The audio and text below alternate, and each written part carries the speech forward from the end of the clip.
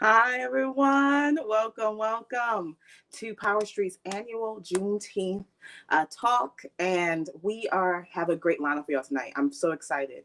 First, I want to give land acknowledgement to our ancestors who were enslaved, as well as those who were pushed out of their lands, the Lenape people, especially in Philadelphia area, and give a little definition for Juneteenth, and then introduce our two wonderful guests today.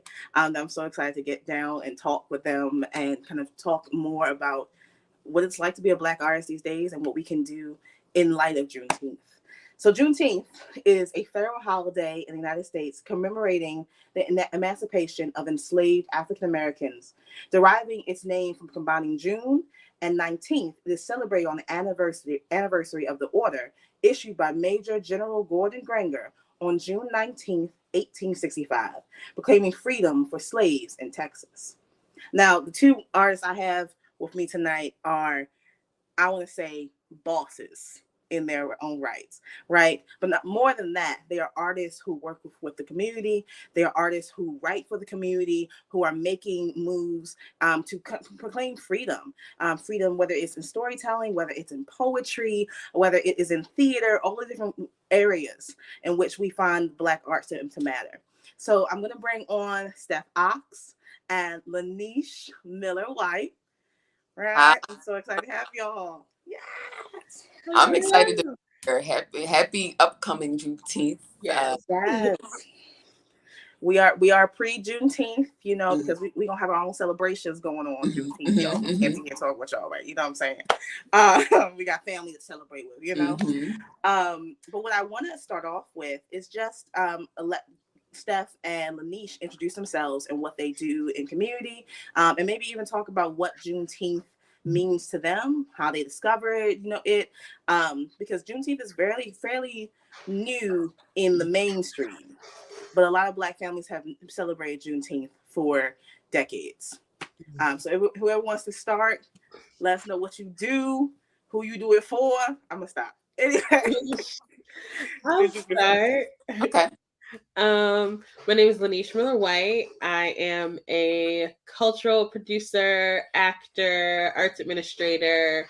I am the executive director and one of the co-founders of Theater in the X, which is a Black theater company that started in 2013 for the purpose of giving opportunities to artists of color in Philly, as well as making theater accessible to audiences of color in Philly. And so our flagship program is we do a free show out in Malcolm X Park in West Philly every August. It's a banger every time. Every time.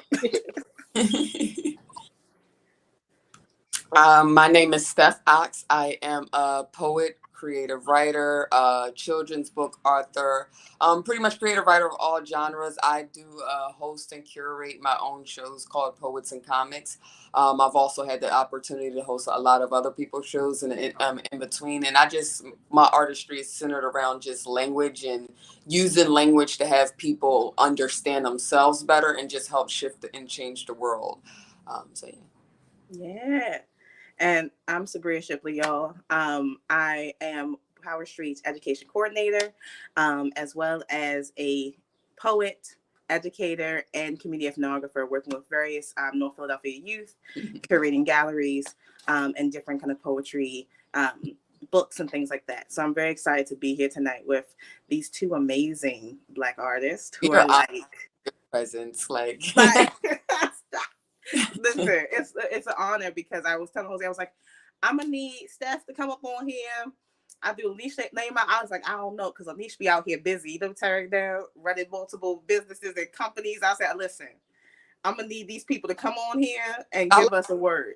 There's a chance for me to kind of check in with, because we've had several opportunities due to Sabri where I'm checking in on you and I'm just watching your journey in real time and even get to meet new people and see where they are in their journey. It's always like a refreshing feel to kind of just see where everybody is in their journey, how they figuring it out at the same time, and how we're giving ourselves grace in the meantime. So, that's interesting. Yeah, I love that. I love, especially as Black artists, when we can support each other, check in on each other, make sure we're Mm-hmm. providing resources and support for each other in a way that is tangible, is, sustainable. Because that's what it's really about. We better together, you know what I'm saying, than we Mm-hmm. are apart. And I think my first question, I become Steph. No, I become with these deep questions. You can see my Aquarius mind got married. I I can love it ask though. I this. love it. This is why we love you. So one of my questions is centered around the word freedom. We have that word. I feel like it has become a buzzword in some ways, where everyone has it as a notion. Everyone has their own meaning for it, right? Um, Today I posted a quote from Nina Simone. What freedom means to me is no fear, right? And so I want to know, what is y'all definition of freedom? Mm-hmm. Yeah. Because freedom can go in several different instances, but when I think about freedom, I think about the immediate thought is being unshackled from something, feeling like you have to you have to move a certain way before you can be your true self, like where you're not where you're not uh hold on, gotta bring it, where you're not like when you're not in a space where you're comfortable to be your true self.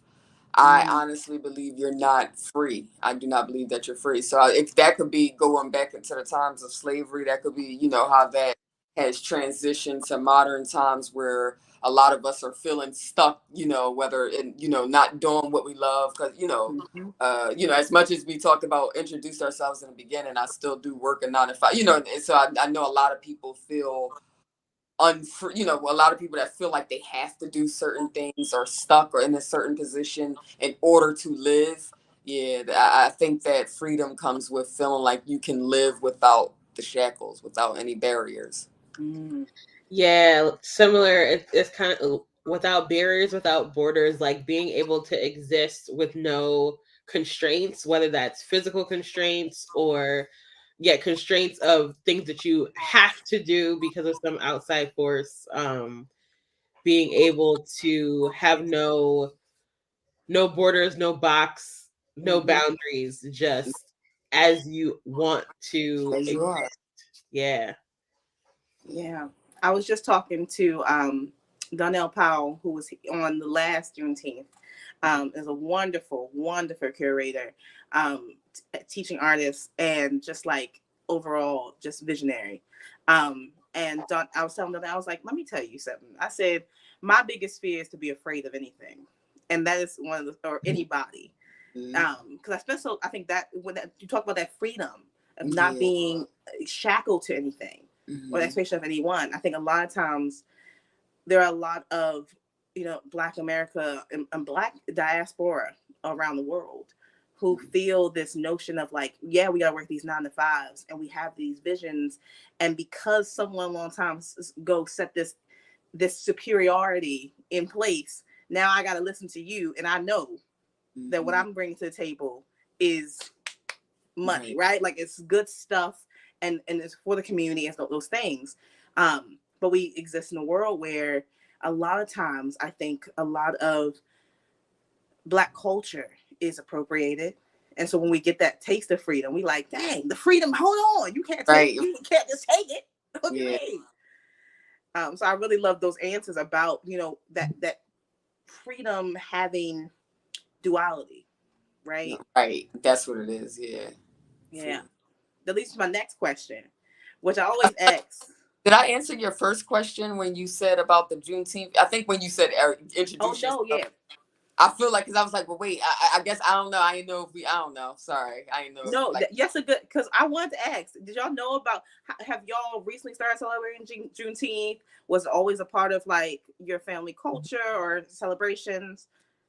So I always knew about it just because, I was always reading as a child or, or whatever. But in terms of celebration, I feel like it's kind of as recent as part of culture. But because even my job, they don't, we don't get off for that day. Even though a lot of I think during 2020, in the height of, the George Floyd and everybody was moving a certain way, they kind of, I think that was around the time they officially made it a holiday. So where some jobs recognized it and whatnot. And it was funny that you even brought it up. I had a coworker come up to me today, like, we should say something, like we should be off on Juneteenth. And it was just interesting, just so I think that's where I'm at. I'm at the part where it's just like, okay, certain spaces, it's, all right, do I feel like an alien when I'm bringing it up? And in other spaces, like, no, they better be recognizing it. So that's where I'm at, I guess. It's just in that whirlwind. But I've always known, understood Juneteenth and about the emancipation of the slaves and all of that, the history behind it. So, yeah, I feel like I'm sure I knew about Juneteenth, like, before Theory X. This is our 10th year. But I think my, like, knowing and celebrating of it kind of coincided with starting the company. Like, because, like, Malcolm X Park has their activities that they do for Juneteenth. And last year we got to actually, and this year we will also, Theory X got to walk in, like, the official Juneteenth parade. And so I feel like it's, like, coincided with my more, like, intimate nature with West Philly. Is kind of how it happened. Yeah, and for me, Juneteenth, my family loves any reason to get together and throw some burgers on the grill. I just gotta say, I love your photos of your family gatherings. It looks so joyful. I just gotta put that out there. It do. Let me tell you, these folks, they had me booked. They tricked me. Okay, it's been 3 weekends in a row. I've been busting myself back to Baltimore for cookouts, and I said we got to stop doing it. They're like, well, next week is Juneteenth. I said, my Juneteenth is the freedom of me, the freedom of the. Because what I love about the celebration of Juneteenth is that I love Black folk. I just love Black folks' notion of celebration. Of gathering, of being taking care of others. You know what I'm saying? You go to a cookout and you taken care of. You know what I'm saying? You're gonna get a plate. Everybody gonna get yeah, no, you're right. Now, speaking of which, I don't know where I got this from. I don't know if this might have came from a TV show, Blackish. I don't know. Where's the strawberry soda thing? Is that like a myth or a rumor where, like, when during Juneteenth, like after the last slaves were freed, the first thing they got was like strawberry soda? I don't know if that's. I don't know. Hold on. Handy dandy iPad. Fact check. Yeah, I don't know. Picking up things, it was like getting strawberry soda. So I know when earlier celebrations of Juneteenth, they would get strawberry soda as a part of some sort of. But I don't know if that was like ooh. You see it? Or I'm like, yes. I know how you just be like, I know I didn't make that up. You did. Listen. Okay, because I'm like, I've heard of. Okay, so but I know in the earlier, that's what I stood out was that earlier celebrations. That's how they celebrate. So I wonder, us recently making it a holiday or recognizing it as a holiday, if people would, even like you said, we're still in this, place where it's like, is it a holiday? Is it or not? But I wonder if people will make that important to. I love that notion of it. I think I'll touch on that because I looked at it. It was only because you brought up bringing up togetherness and cookouts. But yeah, go ahead. It says a traditional drink to serve at Juneteenth celebration is strawberry soda. This drink, along with other red foods and beverages, symbolizes the bloodshed of the slaves and pays homage to their sacrifice that led to African Americans to the freedom they have today. Black folk will find a color coordinated. Yeah. We will find something to be like. Because I didn't understand. I didn't know the thing about the red. So I just learned something new too about eating red. Okay. So I'm for that. Crazy. I'm going to uphold that just because we had this conversation. So yeah. Even I like strawberry soda. So I will definitely. What kind of red foods can we make? I know. But I was gonna say, Steph, like when we talk about, Black folk and kind of a way of celebrating our freedom or in celebrations, I think of the notion of how even sometimes those things are buried from us. The joys of that are buried from us. Yeah. Even when we think about watermelon, let me tell you something. Yeah. Yes. You can give me watermelon anything and I'll be good. Yes. Listen, I'm like, that's the flavor. It's so refreshing. It's so refreshing. But there was a notion of like how the watermelon was turned into a stereotype. And I think who's the kind of the filmmaker for Black Panther? Ryan Coogler. Ryan Coogler was talking about, he did, you know, he was going, he was, I think he was either in Ghana or Nigeria, and he was walking around and just like, you know, doing some research. And the men who were going out and doing kind of this hard labor, they were like packaging this watermelon like it was gold. And he was like, you know, back where we from, like, we sometimes be ashamed to eat like our watermelon out in public because you think of the stereotype. And the woman was like, why would you do that? Like, that's, watermelon is like rich. It's like a sign of, you know, abundance, you know? And it's crazy that it makes you think about symbolism, though. That stereotypes play a big part in the symbolism. And I guess before we get off, I do have a poem just in reference to everything we're talking about. But I think that, where, like you said, them changing it into a stereotype, like you said, it make people feel like, oh, I don't feel like having to hear the whatever, but it does. It just creates an unnecessary subconscious thing that people do. Like, now some people that eat it with no care, but it is people that I ain't trying to fall into the stereotype. And that it does create a weird conversation, even a different conversation of just, should we care about the stereotype and just embrace ourselves, or do we want to stray away from the stereotype? And I think that we've seen in culture, which goes into a whole different thing, that people either go one for the other. They eat the watermelon or they eat the watermelon in private. So that's a whole different conversation. Bring it back to freedom. That's not free. You're freedom. free. That stereotype. Yeah, so it's interesting. I think that leads to my question, back to my question about when we think about all the stereotypes, the systems, the brutality that we're still facing today.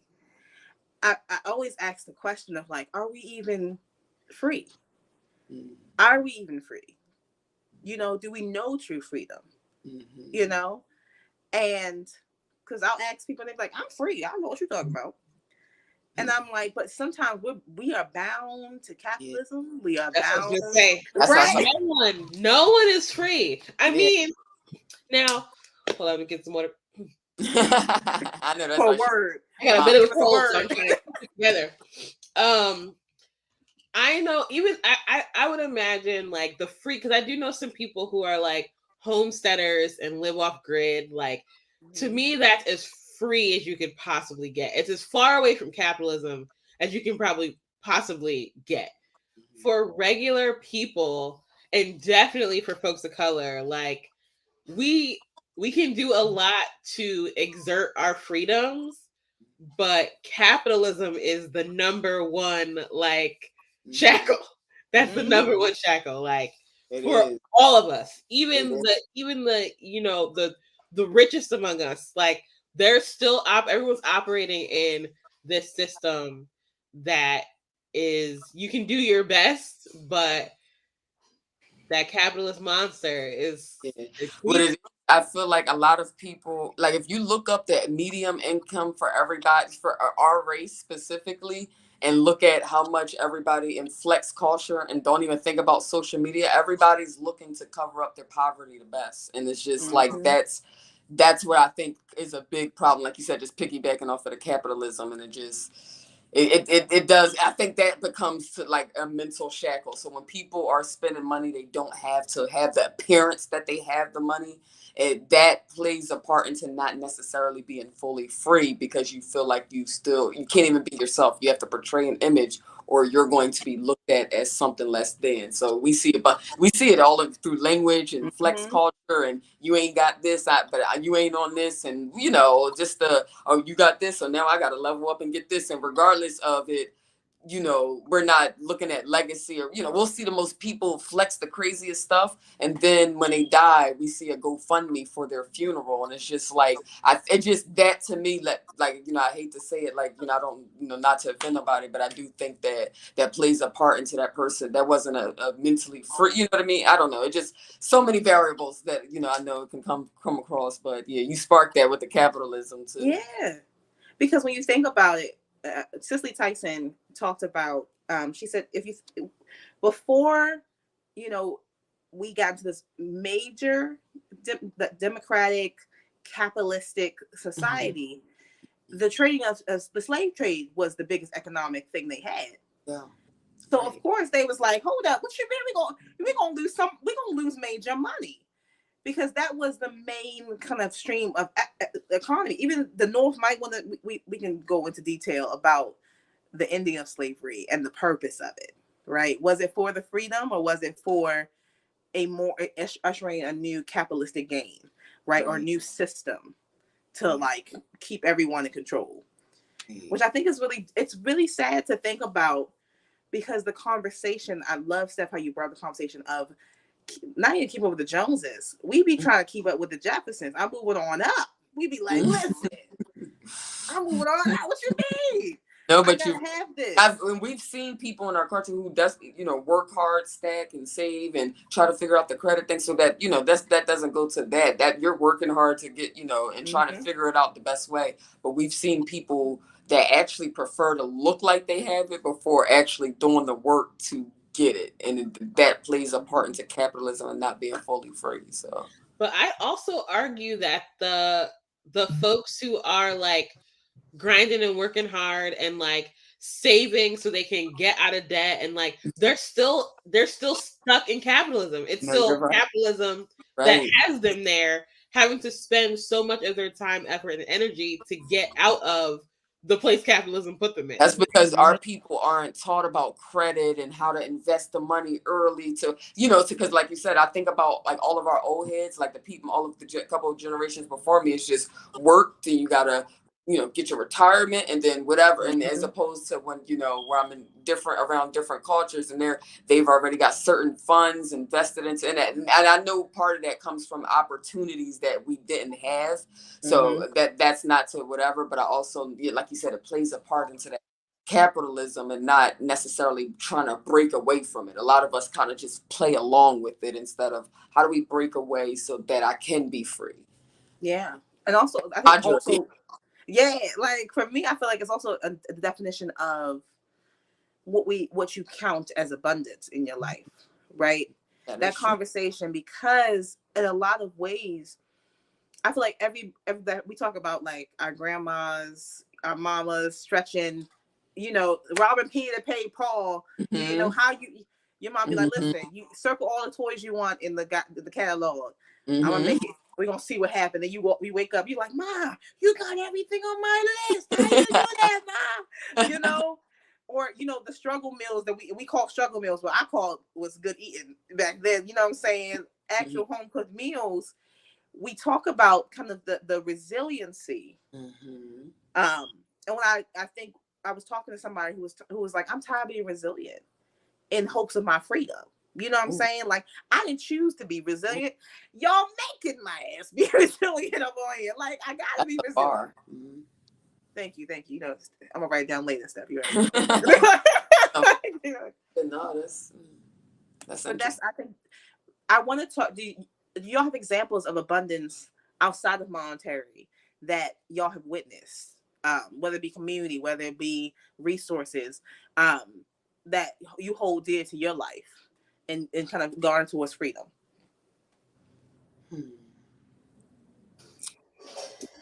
I'm like, I have a yeah. I mean, I think a lot, like connecting it to the arts and like what theater in the X is, and the freedom in what we have built is that because it's a like for us by us situation. Of course, we have funders and things that we we're going trying to get money, but and this is all like one of our co-founders, Carlo Campbell. Like this completely comes from him, because Carlo fully feels like we're gonna do what we're gonna do, no matter if any of these people give us any attention or any money or anything. Which allows us to, as producers, like we do what we want. And that for a theater company, there's so many things where you are trying to do what's going to be fundable. You're trying to do what might be more popular. And it's like we're going to do what we want because that's how we started. And we started outside of the system. And we started despite the system, because the system was not making a place for us. So I really count like the community that we've created among like abundance in my life. Like, and I think there is a tie between non-capitalistic abundance and freedom. Yeah. And yeah, just being able to somehow figure out a space, and it's not without it does come at the deficit of us personally sometimes, right? Because we don't, we don't have a giant sponsor that allows us to do everything. We all, like you said, Steph, we all got 9 to 5s, like a couple 9 to 5s. You do. But the space is so beautiful. The community is so beautiful when it happens. Yeah. Interesting. Yeah, I love that. That's just I guess abundance to me is being able to do my purpose. Like me, whenever I'm talking to kids or talking to people or doing poetry, I would literally, if I was able to do that without pay bills, I would do that. Like I find healing when I'm able to write a piece based off of something I'm personally going through, saying it on stage, and some, people giving me, like, I find abundance within that, finding people who feel seen from my words. Or when I see, kids, I've, spoke to classrooms, I've done it for free for years, but I'm in a space now where I'm getting paid for it. So of course capitalism come into play, but that's helping me geared towards being able to live in purpose. But I think my abundant me, whether, people like it's all of that's to say that there's people that be like, oh, well, wait, everything you do is not, everything I do isn't paid. Like I literally do it because I love it. And I think that actually fuels me every day. And I think that's where I get the abundance or feel full. If that makes sense. Yeah. I love You that. mentioned kids. There's something about interacting with children Oh my that gosh. like makes you makes you tap into freedom. You know That's the why? conversation. Because they haven't infected by society and standards Exactly. of their being themselves purpose. They are abundance. They're being Yes. themselves before society hits them with norms and societal roles. But Yes. that's what it is, refreshing. Because you get to witness them, like, if you explain the concept of abundance to a child and ask them this question, I'd be interested in their answers because they haven't gotten all of the things yet. Like, what is so grand to them and that fills them up is something so simple, right? Gonna be And a we lot like of lose that. chips, and it's gonna be like, okay. Yeah, like Listen, they're so filled with the simplest of things. they are, and one thing I was gonna say, my kids give me abundance because I spend a lot of time. I bring my kids everywhere with me. I bring my youth everywhere. When I went to London, I was like, if I could pack y'all with me. It was like, yo, you can't bring us with you. I was like, nah, y'all got planes there. Listen, That's what but it for is. that, they, because one of the things that I loved, and it ties back to I always taught my family to abundance because for them, it was like, I've been trying to get these folks to start a decorating company because you talk about a baby shower, graduate party, they'd be like, oh, wait, we can go to Dollar Tree and make that. Oh, we got crickets. We can make that. We can make it. We can make shirts. What you mean? We can do that. And everybody got those aunties gonna be like, don't even worry about it, baby. We're We gonna make got sure you. everything looks cute. And you'd be like, that's my abundance. Because when you're an artist, you start doing, you're a devised theater artist, or you're like a poet, you producing your own things. Your family be the ones showing up, be like, all right, so what you want to serve the people at this poetry reading? Yeah, you're right. You How want me much? to cook you? Right? Like, I can buy the chicken. I'll stop by and bring the chicken, or I'll bring this, or I'll bring that. You'd be like, thank God I got peoples that can come through and do that.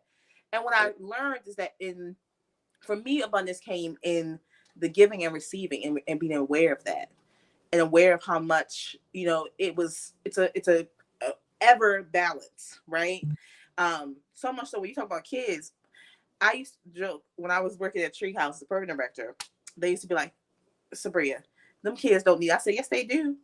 If everybody if I get something, everybody get their own thing. I grew up with an aunt who was like, if I get a soda, every kid gets a soda. It was no like you get the Huggies. It was like, nah, get that baby a soda or something. And that abundance, you know what I'm saying, was something that's very important. I think a lot of our Black youth sometimes go into the school systems that don't invest in them. And so what you wind up having is, for those who do not have abundance at home, abundance of love, abundance of commitment to raising them, you have that.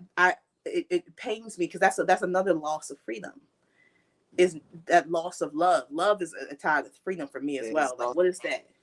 Yeah.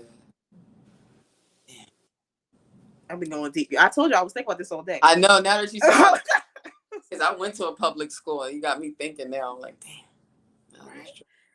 I'm telling you, when I think about some of the public school experience as a Black youth, and I'll give an example. When you go to a Black public school, like public schools in Baltimore, and you know they might have like a PTO or whatever. But when I got to high school, I went to a private all-girls high school, and they had a mother's club, a father's club. They had wine nights for the mother's club. My mother was like, "What is this?" You know, and I was like, "Mom, I guess this is what they do over here." You know what I'm saying? Because for my mom, it was also a notion of the freedom in being, and not needing to impress, and not needing to feel as though our cookouts are no less than this fine dining experience. You know what I'm saying? You go. But how do we, and the freedom, I always say award show season gets me under my gear, not because I'm always like, yes, you better get it. TU was representing this year at Tony's. And I was like, yeah, TU, I hear you. And at the same time, I was like, when will be the day that we don't rely on outside validation for our freedom to create? Right. You're right. Why can't we just gas ourselves up, keep our own? Yeah, no, you're right. I think my next question is, if there's a freedom in creation, right? Yeah. Where does the line get drawn in the freedom of interpretation, in viewership, in audience? You know what I'm saying? Because Black art is everywhere. Like we influence so much. Right.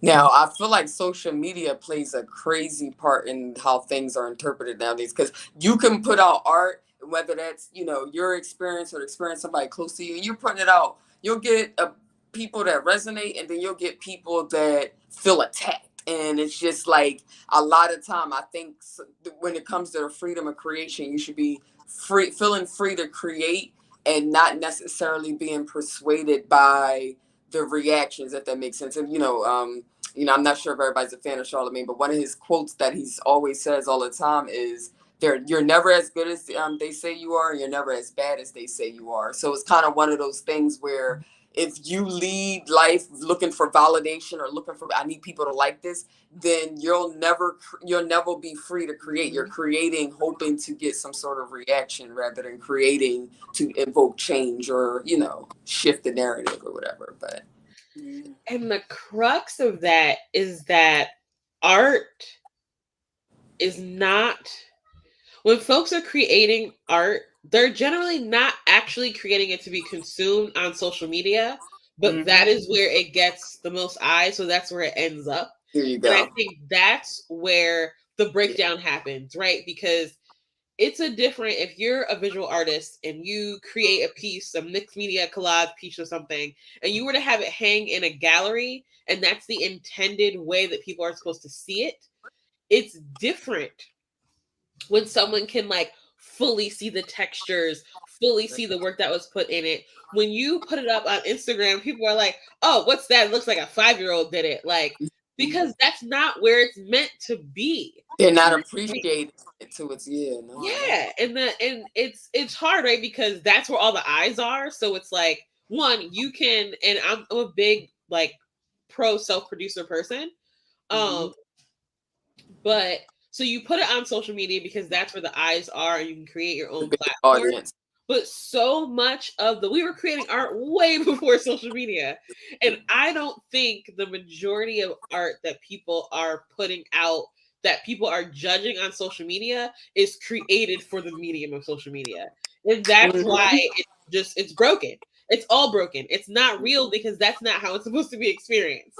And it feels like not saying the bigger, So now when you're establishing yourself as a creator, whether it's a painter or a poet or whatever type of entertainer or producer, when you're establishing yourself, you're looked amongst the people who are not putting as much passion into it because they were only doing it for a clout or social media type of thing. No, it's interesting the way it can, and then you're comparing like your followers and your likes and everything to someone who is creating content specifically for social media.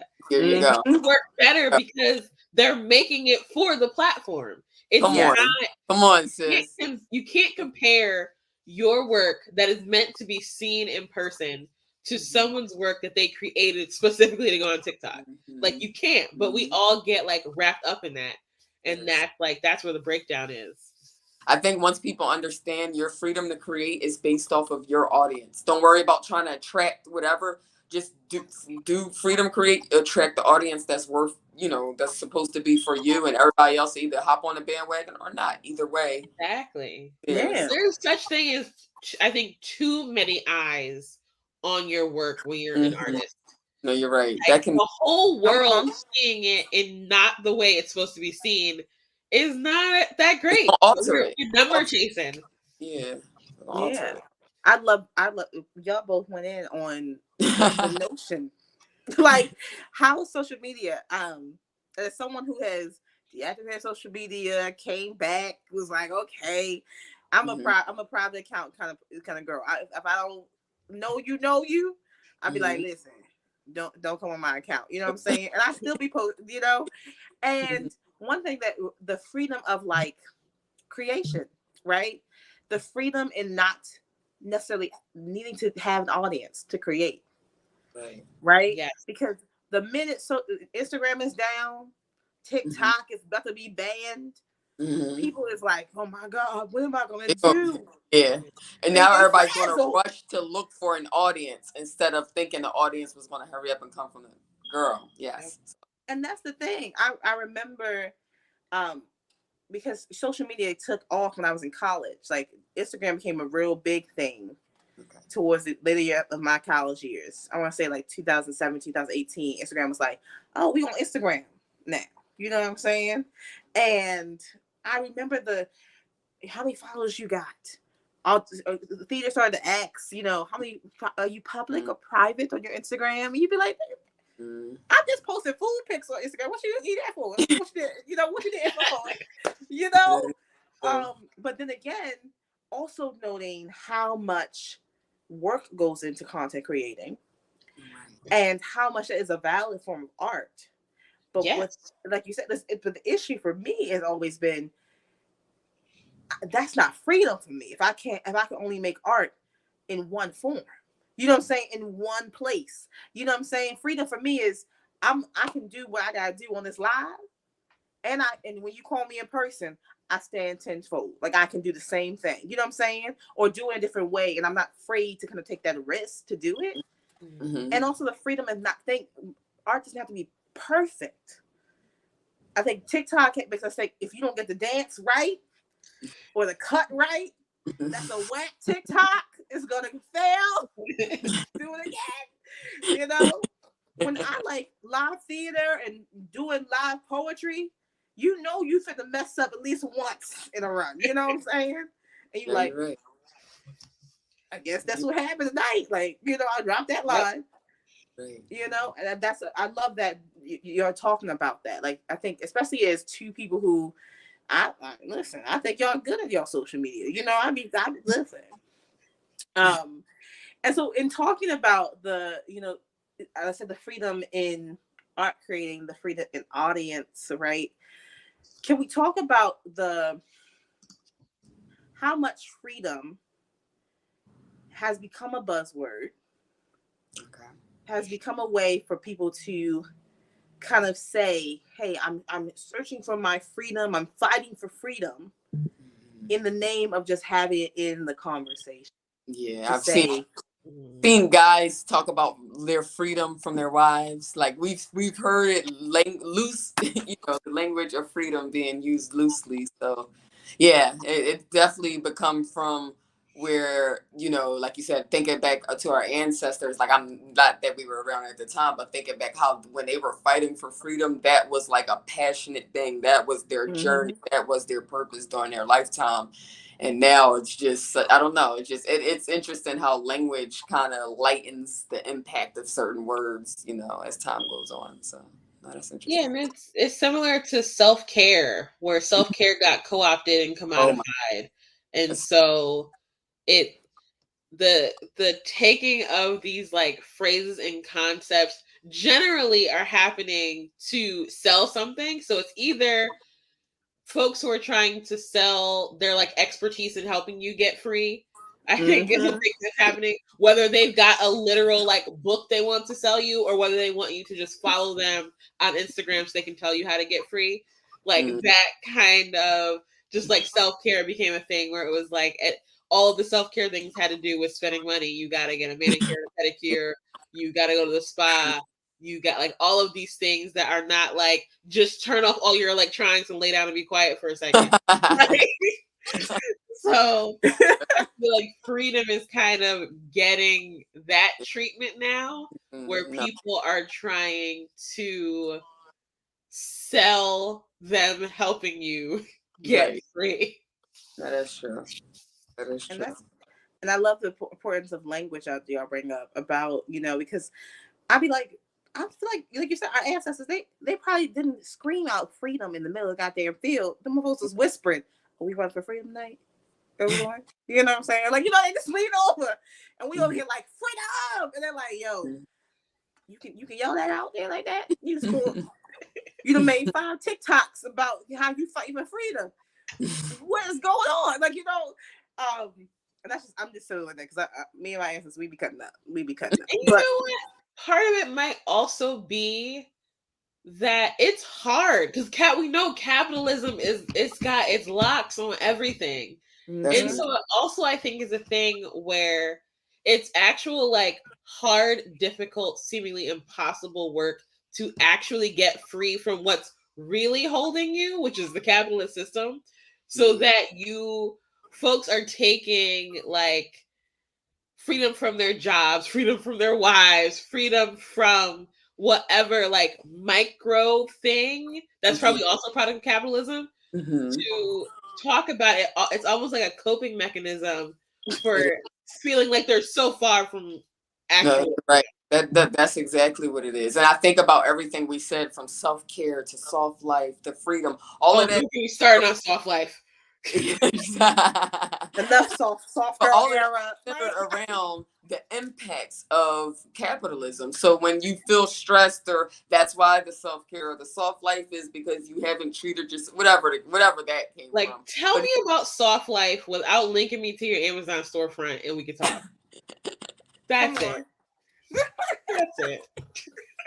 That's what it is. LaNeshe wants to be released from the shackles.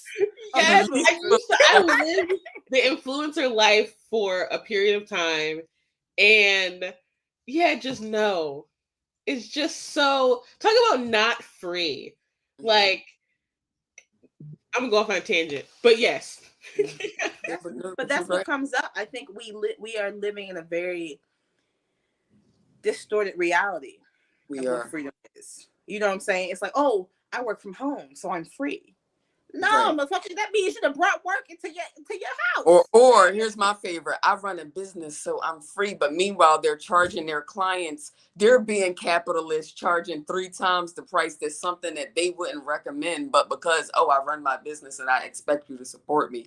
It's just between people adopting. And working entrepreneurship is another thing that got like co-opted and twisted. And like, I have a company, like I get it, but it's not easy, and people started selling entrepreneurship as freedom, and it's not. Where it's a lot more work than working for somebody. Like, first thing I've ever learned, and this was me back then, trying, knowing that I wanted to, do work for my, like all of that stuff, and I don't even work for myself yet. It's because I don't make enough through my entrepreneurship to replace my income. But somehow that word has tricked people. Oh, quit your jobs today, step out on faith, and you'll be whatever tomorrow. And honestly, that just comes from, people, I don't know. It's just people think that entrepreneurship is just like end all be all. You get to be the CEO of your life. You know what? And a part of why that fails and is wrong and burns people out is because it's also entrepreneurship is also being sold as this like solo thing that you do. Like you actual successful CEOs are not a one person company doing everything. And the brand of entrepreneurship that's being sold to regular people is being like, it's you, this one person, you're doing all your own boss. Yeah. There's this candle company. I'm gonna have to find it, but they're in Bridgeport, Connecticut, where I'm from. Black woman, Jamaican woman, and she started this candle company. And her posts, all her family, like her mom comes in from Jamaica and helps her like make candles. Like the community around her entrepreneurship is beautiful and what it's supposed to be like. And I'm sure she's working very hard, but I don't see, as you see often with like entrepreneurs who make that a crux of their like social media presence, like her being burnt out, her not being able to fulfill orders, all of these things. Most businesses, the statistics say most businesses don't survive the first 3 years. You're like going up and down. So people are not saying when you didn't have the broke modes or when you couldn't, re-up on this or pay this. Like people are not showing that part. So people are glossing it out, and people think that the entrepreneurship is vacations and lunch all day. It's not the free. That's the next question. Is the freedom in vulnerability, in transparency. That what bothers me, I think, like you said, like this, we ain't never had no lows out here. It was never, or the notion that your freedom is somehow worth more because you got out the mud. When reality, I be like, half of y'all niggas ain't get out the mud. I'm gonna tell you right now, and I'm gonna tell you right now, you gonna stop lying to your mama and your aunties like that, because you ain't getting us out the mud. Stop playing.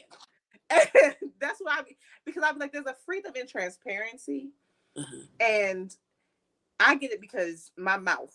I told my mom was like, Sabriaya, you had a freedom of mouth, so she was born. It was like, listen, Sabriaya gonna say what she gotta say out her mouth. It's my Mercury and Capricorn. That's what happens. I'm like very direct. I'm like, this is what's happening. This is how I feel about it. And there's a freedom of that was squashed out of me at one point. That was like, why are you being so transparent? Why are you telling people that you struggle with this or you don't have that? Because if I don't tell nobody I don't have that, how am I gonna get it? You know what I'm saying? Who gonna tell me how I can do it? Or how can I expect people to understand certain things or whatever? You're right. I think that's another tool of capitalism. I blame it for many things, but I think to keep the secret of the struggle is to make it seem like the whole like pull yourself up by the bootstraps thing is easily attainable. And so then folks don't have to have any concept of community care, any concept of the differing ability of bootstrap pulling up that different communities have. If everyone keeps the secret of how hard it is, then it makes it seem like it's an even playing field. And that's the thing. It's not the case. Damn. At all. And I think that's something we have to do more talking about. I think especially as Black women, because I want the freedom of white tears. That's what the freedom I want. Because I'm being serious. Because you ever, I always say, I had an experience today where someone said a comment and then I felt me wanting to, tear up because I felt that was ouch, and but the way I was raised and the way not raised, but mostly, socialized in school and these things, it was, you can't just burst out into tears right now, Sabriaya. You can't do that. Why would you do that?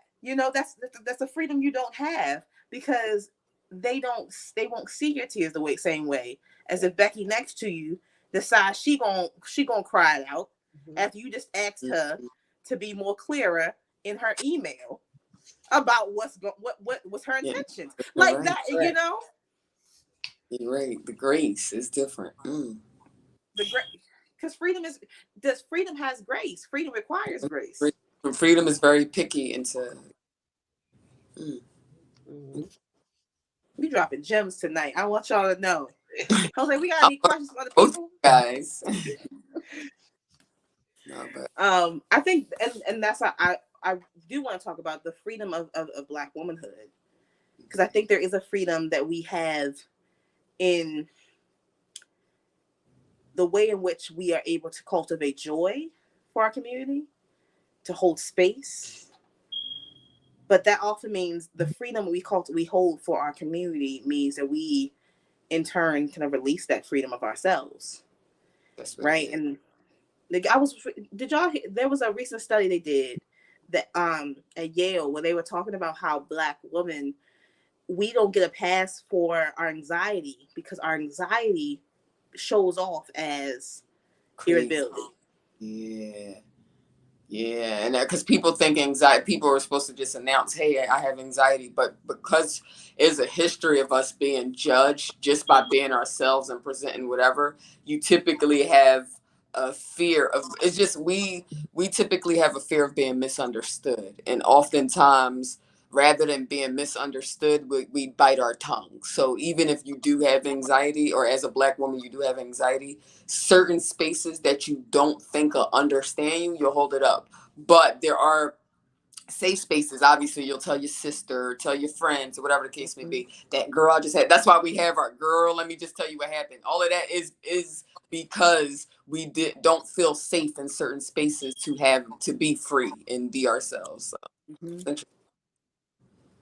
Girl, let me tell you, is behind that. Girl, listen, there's a freedom in that. Yeah, I mean, because we're not always, but we are so often the ones that are doing the thing, pushing the thing forward, keeping track of the thing, making the thing work for everyone else who needs the thing. And then, so like you said, then when we get into that process, we were working to create freedom for everyone, and now we are very unfree as we have the weight of creating the freedom for everyone else. And I really had to, and in artistry this happens all the time, right? Because I have plenty of rants on like building your own table and stuff, but in the unfairness of having to do that, because as creatives, when we have to build our own table, we're often then facilitating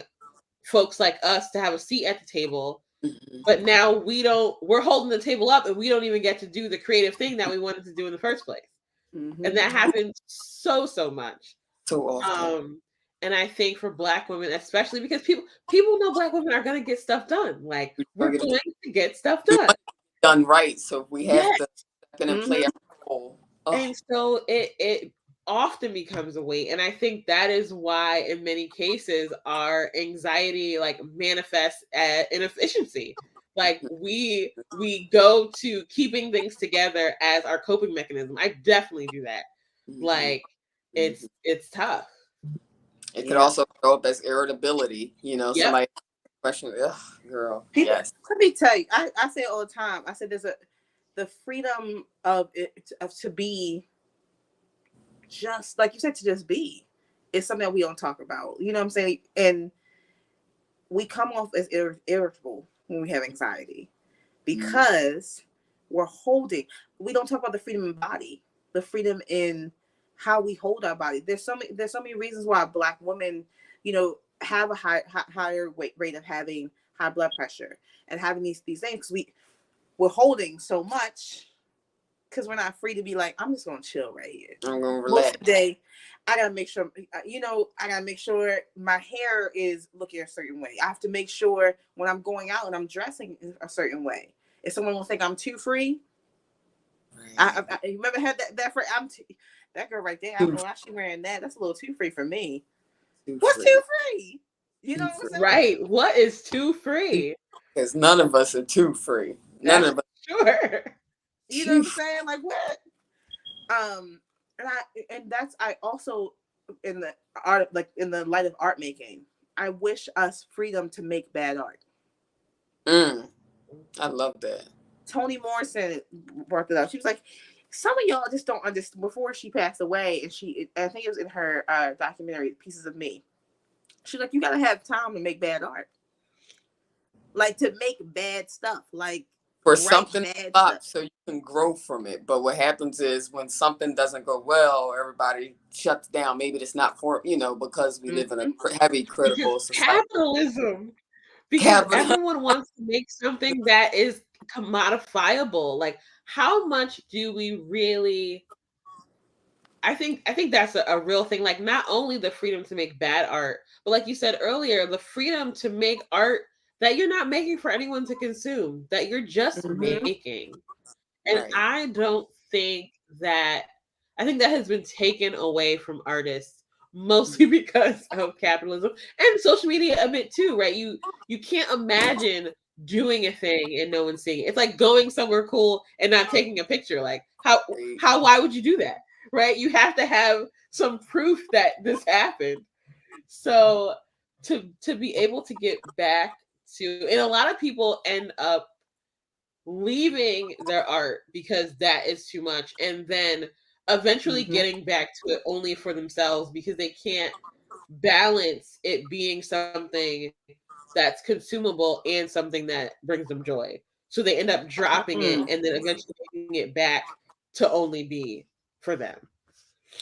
Not y'all dropping jewels out here. But listen, Honestly, she helped me just game apart because now I'm like, I wonder if people would. I would ask artists a question and just be like, would you rather no one see your art or everyone see it and hate it and see how impactful that is? Because to me, if you should go for creating art and no one's seeing it before, you know what I mean, putting yourself in a position where you have to now create, wondering how people will feel about it. But you just gave me a spark.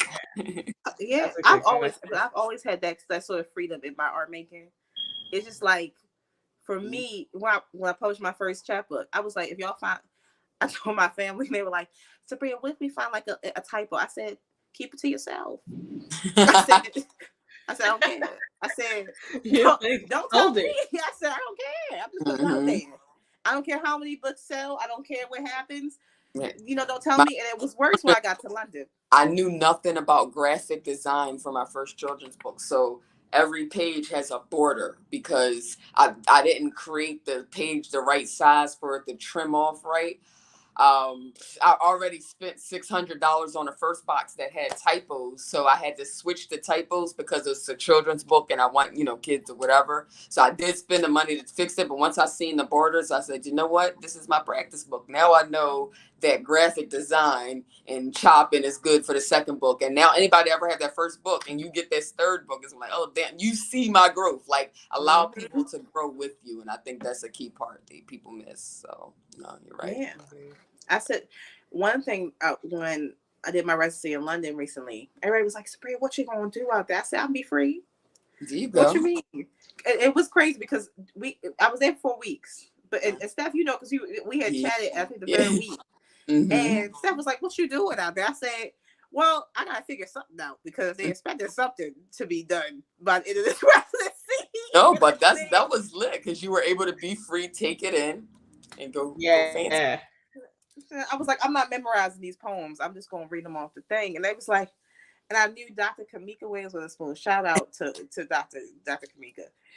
Kamika would be like, I know damn well you did not perform in London reading off your book pages. I said, and I did. Because that's my freedom. That's my business. I don't want to memorize. And I think but that honesty comes with that freedom. To be like, I'm free to make mistakes. Yeah. Interesting. Yo, Steph, I'm gonna need this poem because right before we wrap this up, I didn't realize we were talking for an hour. All right. So in honor of Juneteenth, so I recently got an opportunity at Drexel where is a group of Black bird watchers, and they have an annual bird watching conference every year. And I'm just, I knew people watch birds, but I didn't know it was a thing where people did that. So they asked me to create a poem for a group of Black bird watchers. So I did that and wanted to talk about symbolism, which you said earlier. So I call it the Black Bird. I didn't memorize it yet. Too. What does a pigeon, a crow, and a raven have in common? The color of their feathers contribute to the negative symbolism they receive. See, crows know a thing or two about stereotypes, how color is associated with darkness, how symbolism is associated with traditions, and how many people believe crows reduce the population of other birds, and how other cultures associate them with witches. And me, I myself been told all my life I better stay away from them dirty ass pigeons because they'll eat the rest of the food that you got left. I heard that ravens supposedly represent loss and how crows supposedly represent death. Until I learned that because crows can remember the faces of every person they met, funerals is how they show respect. Perspectives show you that ravens are resourceful, so hunting random objects is how they collect. And it's crazy how symbolism will tell you that seagulls represent freedom and independence, pics of happy white folks on the beach sharing their snacks. But we all have experienced how these birds are still and will gang up with each other to make sure you feel like you're under attack, just like a colonizer. Symbolism will tell you that wood storks represent immortality. We see cartoons placing babies gently on their backs, but in real life, they're docile to humans. They aggressively stare at you, walk up to you, and clap. Makes me wonder the symbolism that be attached if those birds were black. And if we took away symbolism, you realize that a dove is just a pigeon who benefits from white privilege because both birds carry the same disease, yet we keep our distance and throw bread at one while we hold the other in our hands with ease. And I'm just tired of the stereotypes placed on black birds who sing songs of freedom in the trees because I know for a fact that crows have been proven to be as intelligent as chimpanzees, and ravens is one of the only birds who can live wherever she wants regardless of how heavy the breeze. And I just love how pigeons can act as a natural compass to navigate wherever it is that she please. And to a certain degree, we know the ugly duckling was never ugly. She was just a different shade from the rest, and it wasn't until she grew to be a white swan that they then said she looked the best. It's crazy how we, but wait, yeah, look the best. Funny how we associate color to character, but you know what? I digress. So tell me, is it symbolism or is black just a trigger word that has them wired to think less? Poem. I almost got through without messing it up. But that's, thank you guys. Yes. So that was the black person. Perfectly Yes. for on But yes. Every yes. time, Steph. Every time. She said every time. Every time. Every time. When I memorize it, that's gonna be a killer. Yeah, that's gonna do it. Let me tell you. And before we wrap up, I want to see if there's any questions in the audience. You know, I like to be, we don't ask 109 questions. We might we told people what they need to ask themselves tonight about their own freedom, But I do want to offer up for any questions. And then I have like one last question. If we don't have any last questions, what we got, Jose? Let me know.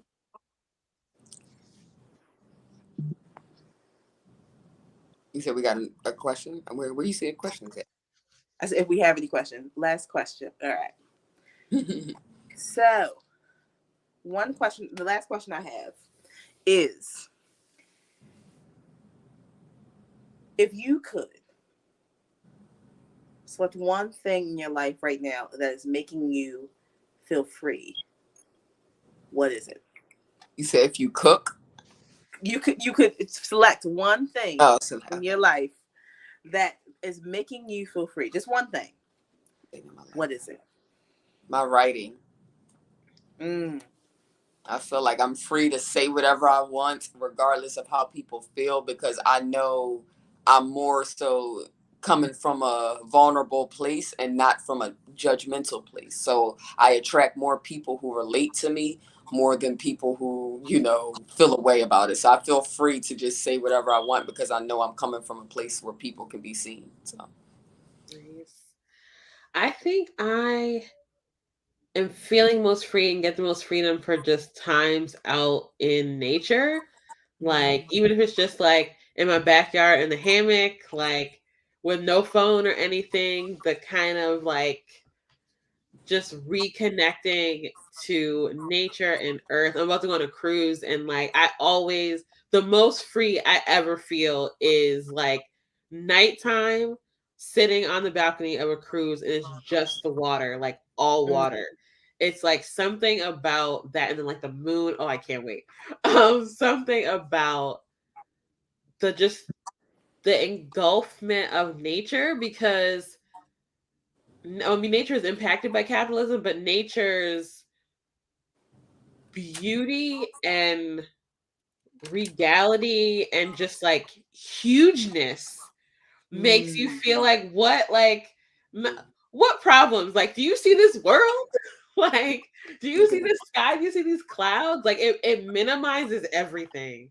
So I feel so free in the times that I get to like just be in nature. Yeah. I would say my rest has been making me feel free lately. I've been lately enjoying not rushing myself out of bed and just allowing myself to just lay there in silence. Right. Today was a perfect rainy day. I took a good nap after I got from work. I was like, like your grandmother used to do back in the day, be like, shut everything off, be quiet, and just sit. I do it to this day. If there's a thunderstorm or any kind of like rainstorm, I will lay in my bed and just be like, all right. Until the storm takes over. That's perfect, because even like she said, just even with capitalism, you get so used to having a 9 to 5. Let me jump up, alarm, slap the thing. Yep. That when we get that free day where we don't have to get up and do that, it is a freeness. It's that one little thing that we change feels so much lighter in our lives, and so it does show you how much capitalism play a part into just how feel free. She said rest. Because rest is it's always free. There's no cost to rest. You can't commodify. I mean, I guess you could with tools, whatever, but like it's one of the purest like freedoms and things that we can grasp without Free rest, because people rest all the time and don't go nowhere or like in tough positions, but where you can feel guilt, not like everything's taken care of. You're not going to lose your home because you're rested. I say my family has called me the napper of the barbecues, because I disappear halfway through the cookout into somebody's room and I'm asleep, and they be like, "Where's Sabriya? Sabriya got to get her nap in the middle of the festivities." I do. Hey. And then I'm back and I'm like, let's do cha-cha slide. Let's do it. What we got? Yeah. Let's have some line dances. Give me a minute. Let's do a little dance. But I love this conversation. I love, we touched on so many different things, from freedom of art making to freedom from capitalism to freedom in what it meant to our ancestors and what it's become to us. Right. And what is that? And what I love is that this conversation never stops. It never is enough. We could go on for hours and hours. We won't, but because we have freedom of time, but freedom of time. Right. We can go on and on, because the goal of freedom is still such a prominent thing in a lot of our lives, in a lot of our communities. And what I hope is that this JuneTeenth conversation with LaNeshe and Steph has like really got y'all inspired to reclaim some sort of freedom in your life today. Because let me tell you, you got to have at least one thing that's bringing you freedom. At least one. At least one. I challenge all on JuneTeenth to grab some strawberry soda to represent freedom, or on our way to freedom in our own lives. So let's do it. Yes. I don't even know where they sell strawberry soda, but we're going to find it. Harry, the coffee shop guy, they got them. Yeah. Okay, coffees. They got them. And so thank y'all for tuning in. We appreciate y'all for supporting Power Street, supporting this conversation. If you haven't already, follow Power Street on Facebook, on Instagram, on YouTube. Also check out Steph online as well on Instagram. Here's some of these amazing poems. You'd be like, I'm gonna bookmark that one. I'm gonna save that one. I'd be saving Steph stuff. Be like, I'm gonna save that one for when I need to know this moment. And then also check out Thea and the X. First of all, you ain't never been to an outdoor show in the middle of a park like Theater Access. Let me tell you. Here we go. You better keep an eye out, especially if you want theater companies that are doing it for the community and by the community. Here we support go. Theater X. Support Power Street Theater. Yes. Support these theaters that are really telling our stories out here. And holding spaces like this, like magic. You know what I'm saying? Magic. No, this was a great. Yeah, I'm so nice appreciative. talking to y'all. It was so good. It was so good talking to y'all.